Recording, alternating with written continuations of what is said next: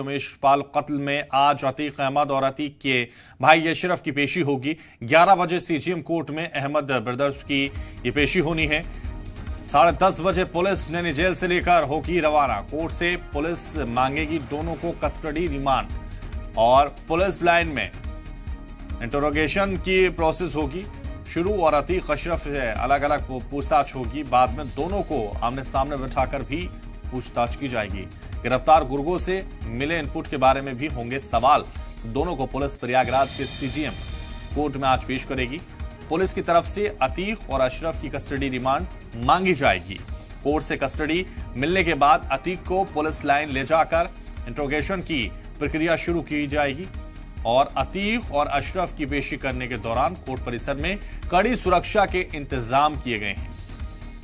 तो police line में आपको बता दें इंट्रोगेशन शुरू होगा। आज होगी अतीक और अशरफ की पेशी। तो लगभग 10:30 बजे जेल से लेकर कोर्ट की तरफ रुख करेंगे दोनों को पुलिस और 10:30 बजे लेकर जेल से निकलेगी। नैनी जेल से लेकर प्रयागराज कोर्ट को रुख किया जाएगा। आज होगी अतीक और अशरफ अहमद की पेशी। 11 बजे सीजीएम कोर्ट में अहमद ब्रदर्स की पेशी होगी। 10:30 बजे पुलिस नैनी जेल से लेकर रवाना होगी। कोर्ट से पुलिस मांगेगी दोनों की कस्टडी रिमांड।